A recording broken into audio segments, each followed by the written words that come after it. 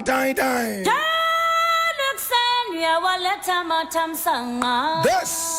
Yes. The voice of the patriot. Here we don't criticize, and if we must criticize, we would only just criticize to build and never ever to destroy. We are in the service of God and country. This is the voice of the people, and the voice of the people, they say, is the voice of God.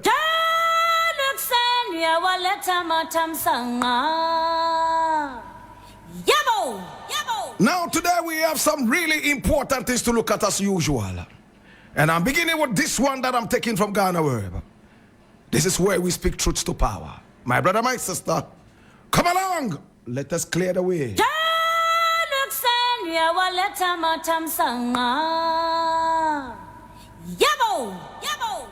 Ministry of Education, PRO, angrily walks out of live interview over expired rice. And I read, now the public relations officer, PRO of the Ministry of Education, Kwasi Kwarteng, stormed out of a live interview on 3FM's morning show on Monday, November 25, 2024. An exchange with host Johnny Hughes arose during discussions on the controversial issue of expired rice that was repackaged for distribution. Kwarteng, whilst addressing the concerns, explained that the rice in question had undergone testing as mandated by Ghana's Food and Drugs Authority. He stated that the company behind the rice, Moshosho, had sent it back to India for further testing under the oversight of the Indian equivalent of the FDA. Now, this process, he argued, ensured proper verification for Ghana's FDA to approve repackaging. However, Hughes challenged the credibility of the process, questioning why the company responsible for selling the expired rice was involved in facilitating its testing. He pointed out the potential conflict of interest in relying on Moshosho to handle the logistics for the testing, which further complicated public trust in the procedure. As the host pressed for clarity, Kwarteng accused Hughes of having a predetermined stance on the matter, saying, "You already have your position, so I am not interested in discussing this matter again." He then stood up and walked out of the studio, leaving the host surprised.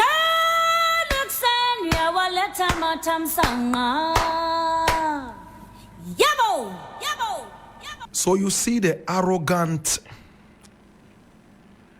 dimwits we have in power. This man does not understand what it means to say public relations. This man is a pathological, arrogant guy. This guy is not in the least professional. This guy here called Kwarteng is a square peg in a round hole who got his position all because of political insensitivity. I listened to the whole interview and I watched the tape as well. This guy is not in the least intelligent. When the host pushed him a little bit, in all decency and respect, he crumbled down like a house of cards. Who made this guy a PRO? What is his qualification? Does he understand what it means to say public relations? I am so embarrassed that a lot of qualified people could have been in this position, yet because of dirty political considerations, dimwits like this, empty heads like this, will continue to occupy very, very responsible positions with their irresponsibility. I am hurt and angry. From when I watched this on Monday, I wanted to take my time and go through this and understand it properly. Was it a Hollywood movie? Or was it something that was like a prank? Now I understand that it is not a prank. Neither is it a Hollywood movie. It is just the arrogance that they inherited from their boss, Nana Akufo-Addo, and the rest of them. These are the people who are supposed to drive Ghana forward. These empty heads. My brother, do not believe me and do not listen to me. Listen to the interview again and tell me where Johnny Hughes went wrong. Now let us get to the content of this expired rice thing. I was in America and also in Jamaica when the expired rice issue came up. And it pained me that I was not in the country at the time. But my brother, nothing is spoiled. Moshosho is supposed to be a company based here. Moshosho decides to import rice all the way from India. Listen to this nonsense. These are the same dimwits and nation wreckers who go around telling us to eat made in Ghana rice, yet they feed our children with Indian made rice. Our children do not speak Hindi. Our children have no links to Buddha. Why should they eat Indian rice? You go all the way to India, import Indian rice, and bring this to our children. Yet you are spending the taxpayers' money advertising Ghana rice. And when the government has a chance to feed our school children with our taxpayers' money anyway, you go for Indian rice. Are you sensible? Do you have common sense around you, even if it's not in you? You go to India, you bring in Indian rice. It took one MP, Samuel Okudzeto Ablakwa, to come out and tell the whole Ghana, hey, there's this expired rice that some people called Moshosho are repackaged into some new bags because the rice is expired and it's not even fit for human consumption. One, because it is expired, and two, the acid fat content is so high that professionals are saying that it is detrimental to the health of human beings and even animals. But because we live in such a corrupt, insensitive country, we feed each other with poison as long as we make our money. My brother, cigarettes are sold all over the streets. We have strong words written on every cigarette pack. You can get cancer from smoking cigarette, yet people continue to go and buy these cigarettes and smoke. If people can get cancer, why do you still sell cigarettes in this country?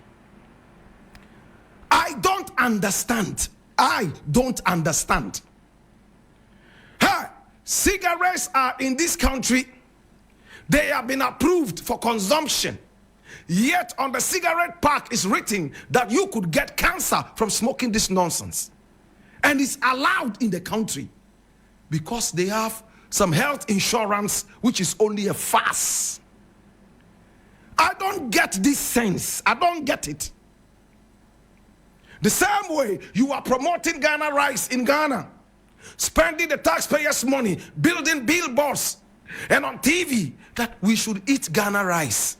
All of a sudden, you feed our school children with Indian rice as if that was not enough. Expired Indian rice. The PRO has a chance to come here and answer to the people of Ghana who have employed this dimwit, unprofessional dimwit. He comes to sit here. Line of questioning, he realizes that he's crumbling down. He has no answers. He falls flat. And then he decides to run out of the studio, all in order to run away from questioning. My brother, I am angry at this guy. I am very mad at this guy. The people of Ghana are paying you with your tax money. Come and answer to the people of Ghana whose children you are feeding with alleged expired rice. You come here and you crumble down and run out of the studios with such arrogance and nonchalance. Johnny Hughes asked a simple question, and I would have asked the same question. What did he ask? He said Moshosho imported this rice all the way from England, I beg your pardon, India, and decided to repackage it. Allegedly because it was expired. You said the thing was not expired. How did you come by that? He said, oh, we asked Moshosho to take the whole thing back to India and test it. And Common sense tells you that this does not make sense. How can you ask a thief to go out independently and prove that he's not a thief, and then he should bring you the results that he's not a thief? Only in Ghana are thieves sent out independently to prove that they are not thieves and return with results. Hallelujah. No wonder 80-year-olds are still playing in the Black Stars on the pretext that they are only 22. No wonder, my brother, my sister, the sense of patriotism in this country is totally missing and lost. P.R.O. Kwarteng could not answer. All he could do, first he denied that the FDA even tests things like that. When Johnny Hughes pushed him a little bit and asked him, listen, so are you saying that the Indian authorities tested it and brought it to Ghana, and the Ghana authorities didn't cross-check to test it and see if it was true? He said, oh, of course we tested it. And why did you deny that the FDA did not test it and is not responsible for testing? The whole of the FDA should be sacked. All of them are unprofessional. They don't know what they are about. They are careless. They don't know what they are about. They are killing our children with their nonchalance and unprofessional behavior. How could you, how dare you? Moshosho has erred. You asked the same Moshosho to take this product to India to go and test it. How about if he changed it, swapped it with some other rice? How would you know? I'm sad and I'm hurt. To Samuel Okujetua Blakwa, I honor you and I give you all the respect. Look, they could play all the shenanigans. They could run around with all their political gymnastics. My brother, my sister, one thing is clear. They are careless, very insensitive, and they are so unprofessional. A reason they should never be maintained in power.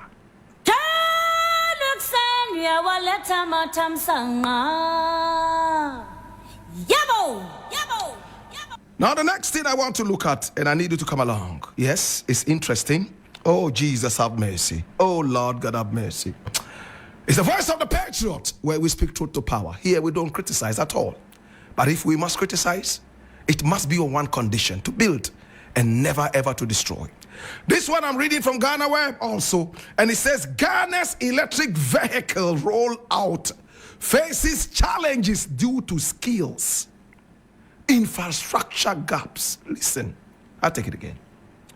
Ghana's electric vehicle rollout faces challenges due to skills, infrastructure gaps. And I read, and I need you to listen very attentively. First two paragraphs and we are done. Now, the United Nations Development Program, UNDP, and the Energy Commission, EC, have expressed concerns about the lack of skills and infrastructure needed to support Ghana's electric vehicle EV rollout. Both organizations highlighted the absence of skilled experts and basic EV infrastructure required to facilitate the adoption of electric vehicles in the country.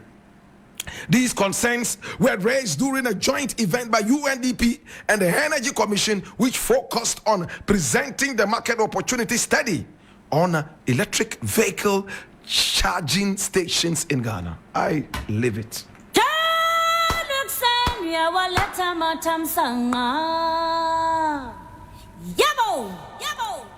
When elections are coming, we all lose our minds. We are so desperate to win elections. My brother, some of us even sleep in graves. We swallow any bait that is thrown at us. Common sense, in fact, eludes us when elections are coming. Can you imagine that Bawumia went all the way out to bring electric vehicles when we have serious challenges with electricity in this country? A reason we booted out Mahama in the days of Dumso. Well, my brother, my sister, the big question I've always asked is this: if they are truly electric vehicles, where would we charge them on the road? Where? Do we have the charging centers? How long do they run for? In fact, it is clear that it is a political gimmick. But the sad thing, the thing that hurts me is this. Number one, the UNDP came out and made it clear that basic infrastructure needed, basic, the word there is basic, to be able to run these EV, electric vehicles, is missing. My brother, it's like a man goes around building ovens, yet he has no flour to bake anything bakeable. It's like a man importing footballers into the country, yet there's not even a single stadium to train in and even play matches. That's what it means. They brought these vehicles. Even the Energy Commission is saying that we are not ready for the EV. But for political reasons, Bawumia went out there in full blue suit. In this hot sun, he was wearing a blue suit, sweating under the sun to go and commission this EV. These are sons of colonialists. These are sons of slave traders. These are people who believe in the white man more than they believe in themselves. No wonder a lot of them schooled outside this continent. They have been fed with the food of unpatriotism or non-patriotism. My brother, my sister, now the UNDP has made it clear. Those vehicles, we don't have charging centers for them. Energy Commission, that is directly responsible for this, he's saying we don't have the facility. At the end of the day, these things are going to be white elephants. They are going to rot like those ambulances got rotting in front of the Parliament House. Hundreds of them. The taxpayer loses every time with the nonchalance of the dirty Ghanaian politician. Sometimes I miss Rawlings. Sometimes I do. In the days of Rawlings, all these people would have a jolly ride. A jolly ride with bullets racing through their medulla oblongata. In the days of Rawlings, all these guys would have a jolly ride in their graves. It's sad. Why do we bedevil? Why do we burden the taxpayer every now and then with our carelessness and irresponsible behavior? I support electric vehicles, my brother, my sister, but not when we don't have the basic infrastructure to accommodate them. The other day they told us they were bringing sky trains. The man they brought in to bring the sky trains died only last year.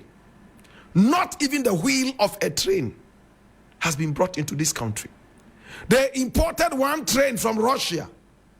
It crashed after a few days of running on rusty lines because the basic infrastructure was not even ready.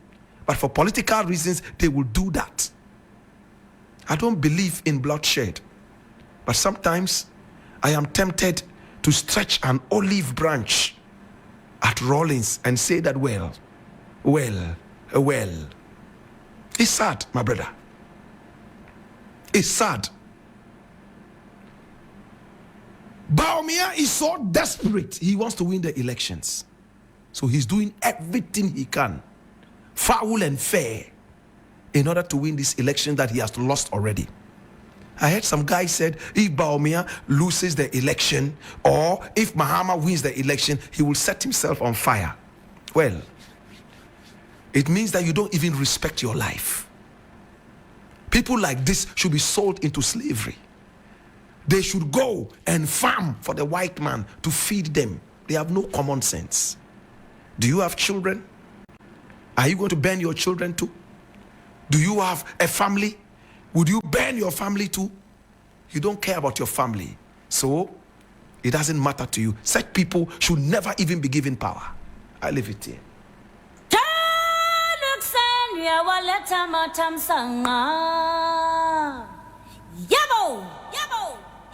Now the final thing I want to look at, and I'm going to spend just about 2 minutes on this, says Africa's youth hold the key to ending corruption. And it's from Ghana Web.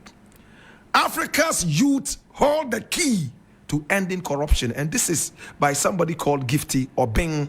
And I read, Gifty Obeng, Operations Manager of Good Governance Africa, GGA, has called on Africa's youth to lead the fight against corruption by embracing ethical principles and uncompromised standards. Oh my God. I don't want to read any further. This is what we have been preaching all this while. She mentioned 2 very important things: uncompromised standards and ethical values. Hallelujah. What are the ethical values? Oh, doing this is wrong. Doing that is wrong. Everybody agrees that this is wrong and this is right. So you go by that. It's been tested all this while and it's been proven that it works. 2, uncompromised standards. My brother, if you speak with my producer, he will tell you this. If you speak with people who I work with here, and I'm not going to moralize it on anybody. Sometimes I come in here and I don't have a penny on me. Then somebody comes in, he brings music, and he says, "Oh, Blakk Rasta, your program is number 1. Please, can you push this music for me? This is an envelope."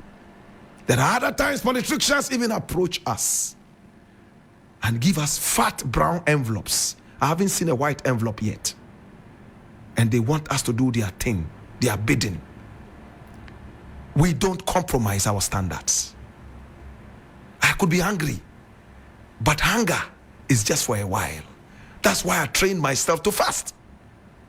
I am a fasting man. When I'm hungry, I'm even smiling. So people think I'm rich. Again, I wouldn't moralize it on anybody. But this is what Gift Obeng is saying.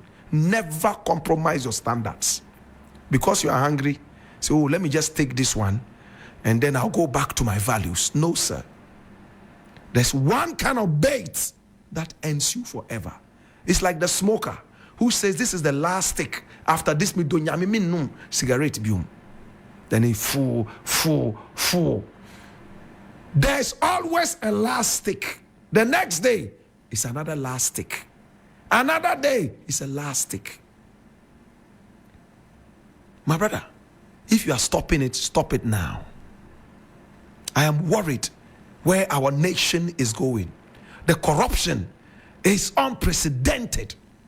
It's geometrically racing, my brother, my sister, like a hyperinflation. It's time for the youth to stand up on their 2 feet and say, enough is enough. If the old men have failed, we would not fail. But it doesn't look like the youth are ready for this. Gambling centers all over the place, more than we have hospitals. Violence all over the place. Sakawa all over the place. This morning before I came into the studio, a gentleman called me on my phone. "Oh, are you Blakk Rasta?" I said, "Yes, I'm Blakk Rasta. Are you on a WhatsApp page that is this writers page of Ghana?" I said, "Yes, I am." "Have you been there for some time now?" I said, "My brother, I've been so busy," right? So yeah, for that matter, we are trying to choose a few more. There's a certain code we are going to send you so that you will key the code in. I said, "Who did you say you wanted to speak to?" He said, "Blakk Rasta." If you know Blakk Rasta, you think that this infantile, stupid, silly joke that you are bringing to me, I'm going to swallow this bait. Go find a job and stop this foolishness. He just hung up one time. I blocked him and reported him straight away so other people would see that this is a scammer. The youth are into scam, and we clap for them for scamming. There are some musicians who are Sakawa boys. They are those we follow because they throw money at us. The other day, Hajia for real was moving from place to place, telling people how hard she was working and how who and what. Those who knew the story, knew that all that she was saying was a Hollywood movie story. At the end of the day, look where Hajia for real has landed. Sad as it is, she scammed a lot of American men, old men who are almost dying out of their last earnings and savings. I'm not going to prolong this. I leave it here. My brother, my sister, it's not every rich man you should respect. Some rich men are nothing but thieves. To God be the glory.